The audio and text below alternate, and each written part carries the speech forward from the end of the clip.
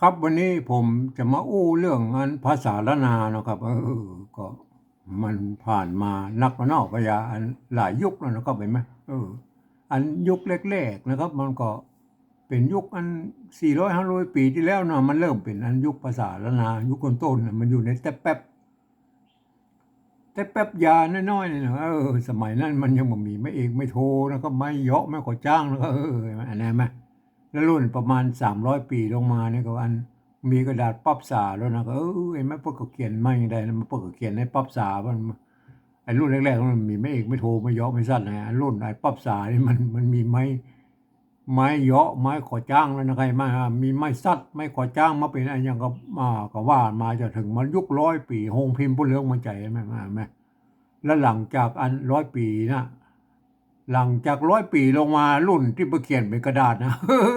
ทีนี้แล้วมาเขียนกันมั่วกันไปหมดแล้วครับเห็นไหมบางคือมันมุกกับปะทะกันมาเรื่อยๆแล้วก็มันก็เลยเป็นอย่างนั้นใช่ไหมบางคนกับมุกกับปะทะกันมาวันนี้ผมจะบอกว่าไอ้มีกรรมเรื่องงานที่ว่ามุกกับปะทะกันมานะเอาไปก่อนเลยนะครับเห็นไหมกรรมเนี่ยผมพยายามอย่าอันกรรมที่เพิ่นเขียนนั้นผิดนะครับเห็นไหม ตามหลักการของโบราณเพิ่นอ่ะผมจะเอามาอู้นะครับแล้วให้พี่น้องเฮาช่วยกันจุช่วยกันติ้มมันภาษาละนาวเฮาไว้แล้วก็เห็นไหมเฮาไปก่อยแล้วก็ไปก่อยอันเนี้ยคำว่าอย่างนี้นะเขาบ่เป็นนะเห็นไหมเขามาเป็นแล้วเห็นไหมเป็นนะเนี่ยเขาบ่เป็นนี่เนาะเป็นไปเก๋ตัวปะนะครับเห็นไหมตัวน่ะหังน่ะเป็นไม่เกณฑ์ไม่อยู่หน้าตัวสระสะกดอยู่รูปมันนี่เพื่อก็เป็นหลักการของโบราณอันอยู่โบราณอยู่แล้วอันมียังมีบางคนนะก็ว่าโมกกับปะทะกันมาแล้วก็ใส่อันนั้นเนี่ยโทษทีอ่าโอ้มันพิมพ์มาได้โอเคแล้วโอเคอ่าเออเอออันนี้เนี่ยบางคนกับมุกกับปะทะกันมาเป็นนี่เห็นไหม แล้วก็เอาอู้กัน2 ตัวเลยที่มันมุกกับปะทะกันมาน่ะมันมีกำหมดเย็นนำดัวนะเห็นไหมเนี่ยมันเย็นเนี่ยอ่า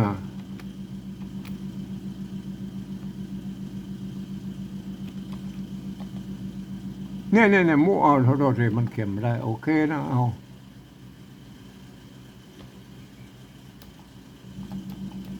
อ่ามันต้องเขียนอย่างนี้ก่อน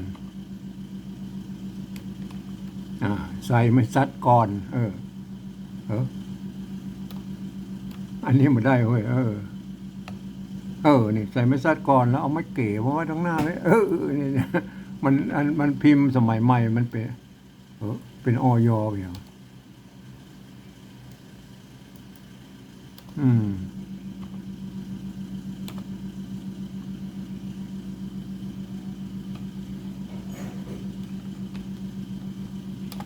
อ่า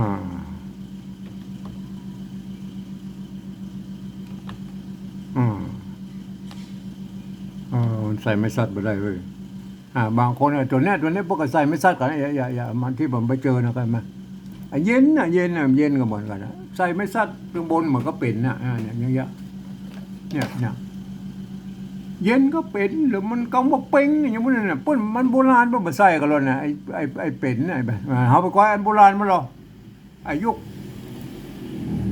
ที่มาเขียนอันนี้เนี่ยยุคต้นๆของภาษาละนายไหมเนี่ย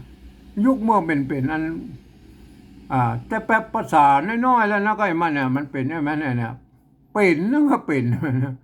ก็ไม่เก๋ตัวปะห่างหน้าไหมเป็นลมก้อนในต้องเนี่ยไอ้อย่างก็ว่าไปเห็นไหมเป็นลมก้อนในต้องเห็นไหมเนี่ย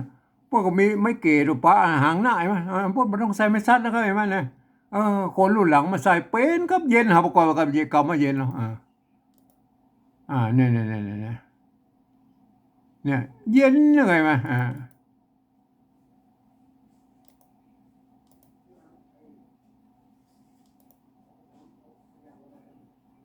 เย็นนึงก็เย็นอ่า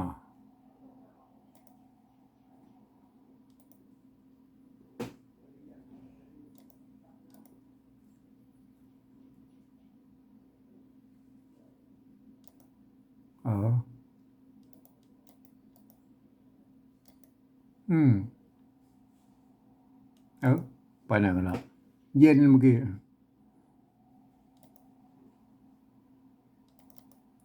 เดี๋ยวนี้เย็นนะห้างเย็นโทษทีนะครับมันสับสนกับพวกนั้นห้างเย็นงาจ้างเห็นไหมห้างเย็นมันเย็นนะไม่เกตัวยะสะกดด้วยนะห้างเย็นงาจ้างนอแฮดเห็นไหมเนี่ยเย็นนะคำว่าเป็นกับเย็นนะครับพ่นมาใส่ไม่ซัดกันนะครับเห็นไหมนะผมก็มาอธิบายให้ฟังนะครับเป็นนะครับเห็นไหม อ่ามันอิดใจแล้วนะอันคนประเดียวนะครับเนี่ยเป็นแล้วก็เป็นเห็นไหมบางคนก็ใส่บางคนก็ใส่ไม่ซัดตัวเย็นนี่แหละเอาเย็นนั่งเขียนนี่เนาะเป็นแล้วเอาเป็นเห็นไหมอ่าขอให้อันไปอัน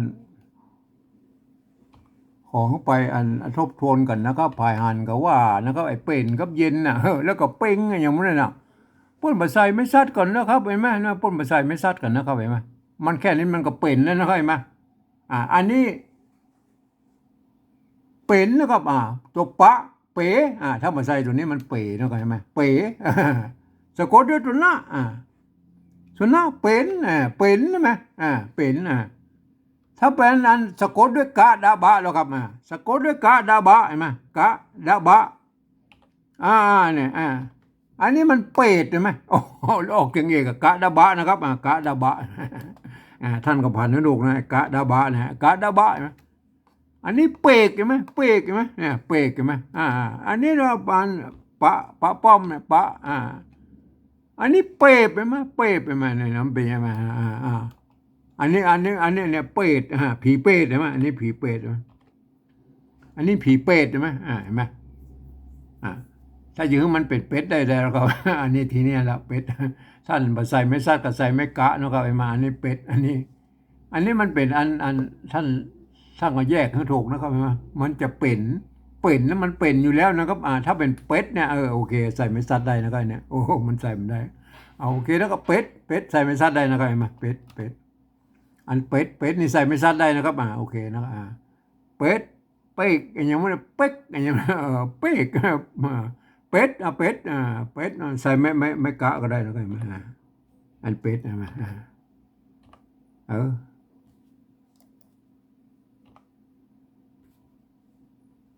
อันนี้มันยังว่ามัน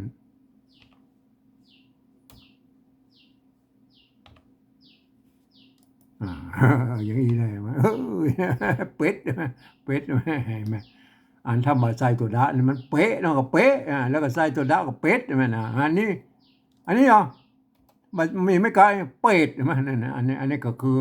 พันแบบตามลักภาษาละนาเลยนะก็ไม่สระเสียงสั้นเสียงยาวนะก็เห็นไหมถ้าเป็นสระยังเสียงสั้นนะไม่เก๋เนี่ยเขาก็ใส่ไม่ซัดเข้าไปก็เป็นเป็ดใช่ไหมนะมันเป็นไงไหมท่านก็พันนะถูกนะก็เห็นไหมอันกรณีอย่างนี้มันเป๋เนาะก็เป๋แต่อันสะกดด้วยตัวหน้าเนี่ยมันเป็นก็มันเป็นอยู่แล้วนะก็เห็นไหมสะกดตัวมาแล้วก็มามันเป๋มมันเป๋มใช่ไหมเห็นไหมอ่ามันเป็นเป่งตรงเป่งเป่งเป่งมันเป็นยังไงอันสะกดด้วยอักษรสูงหน่อยมั้ยยกเว้นไอ้กะดะบะนะครับเห็นมั้ยยกเว้นกะดะบะมันจะเป็นเสียงจัตวาไปเลยนะครับอันเอาตัวไหนบ้างมันจะมีตัวไหนแถมมาก็เป็นใช่ไหมตัวงะตัวดะตัวกะมันเป็นอย่างไรท่านอันนี้มันเป็นนะครับเป็นใช่ไหมท่านก็เอาเจ้าอีนั่นก็เป็นเย็นใช่ไหมนี่เรื่องปริวัติเนี่ยเขาค่อยโอ้มกันเอาแค่นี้ก่อนเนี่ยมันผมหันแล้วว่าบางคนมาใส่ไม่ซัดเนี่ยเห็นไหมเป็นก็เย็นเนี่ยท่านก็ไปพิจารณากันนะครับหันก็ว่าไอ้พ่องนะครับเห็นไหมไอ้ประเภทมุกกบฏะมาน่ะเห็นไหมครับเป็นกับเย็นเขาเขียนกันอย่างนี้นะครับเป็นแล้วก็ไม่เกตัวปะใส่ตัวหน้าเห็นไหมเย็นแล้วก็ไม่เนี่ยเย็นออกเสียงยอยักษ์ไทยใจตัวยะเห็นไหมไม่เกนะตัวยะนะก็บ่าห่างหน้าเห็นไหมเย็นเป็นเย็นเป็นก็เย็นอันนี้มันเป็นมาออกเสียงจังหวะอันนี้มันเย็นได้เลยมันยังบ่เย็นนะครับเห็นไหมก็อันนี้มันตัวยะนี่เป็นอักษรกลางนะครับท่านจะอ่านเย็นก็ได้นะก็อ่านเย็นก็ได้นะเพราะว่ามันอักษรกลางนะครับ เมื่อเป็นอักษรกลางแล้วมันก็จะเป็นอักษรสูงก็ได้เป็นอักษรต่ำก็ได้นั่นตัวยะมันมีตัวตัวบะนะครับตัวดะไหนไหมบะดะแล้วก็ยะนั่นไงมัน4 ตัวนะอักษรกลางนะมันอันนี้คืออักษรกลางแบบล้านนานะครับแต่ถ้าเป็นอักษรกลางของอันทำอีสานไปแบบเนอะมันไม่ใช่อย่างนี้เนอะโอเคนะครับท่านก็ไปศึกษานะครับ อักษรกลางของใช้อักขระเหมือนกันก็จริงนะอีสานนะแต่อันอักษรกลางของภาษาอันทำอีสานเป้นใจตามแนวของไทยบุญเด้ออันนี้ท่านก็หันเข้าว่าไอ้ภาษาไอ้เขียนแบบอันตัวหนังสือละนายเนี่ยนะแล้วก็มันเป็นธรรมอีสานแล้วท่านอย่าไปเข้าใจผิดนะครับเพิ่นอ่านไปตามอันแบบอันภาษาไทยบุญนะครับเห็นไหมมันผสมผสานกันไปนะอีธรรมอีสานโอเคนะครับอันนี้เป็นภาษาละนานะครับอันโดยเฉพาะที่ออกเสียงแบบนี้มันก็เป็นอันไตยวนเจียงใหม่นะครับเป็นเสียงจะรัวเย็นอันถ้าเป็นอันถ้าเป็นไตลื้อมันกับอันเสียงจัตวานี่เป็นเนี่ยเป็นนี่เปิ้นจะอันต้นมันเป็นก็จริงนะครับแต่ปลายมันจะปุ้นมันขึ้นแบบใกล้ๆเสียงตีมันแบบเป็นมันเป็นอย่ามันเป็นเป็นเป็นมันเป็นเห็นไหมเห็นไหมท่านก็ไปศึกษานะครับไอ้เรื่องอันนี้ผมตามตามสำเนียงของอันไตโยนเชียงใหม่นะมันเป็นนะครับเป็นเย็นเป็นเย็นโอเคนะครับครับวันนี้ก็ผมก็ขอให้อันฝากท่านเพียงเก้าอี้นะครับขอให้ท่านหันว่าไอ้เป็นกับเย็นน่ะอันท่านอันไปเจอที่ไหนก็ไปตักกันในห้องนะครับครับวันนี้ผมก็ขอเพียงแค่นี้นะครับ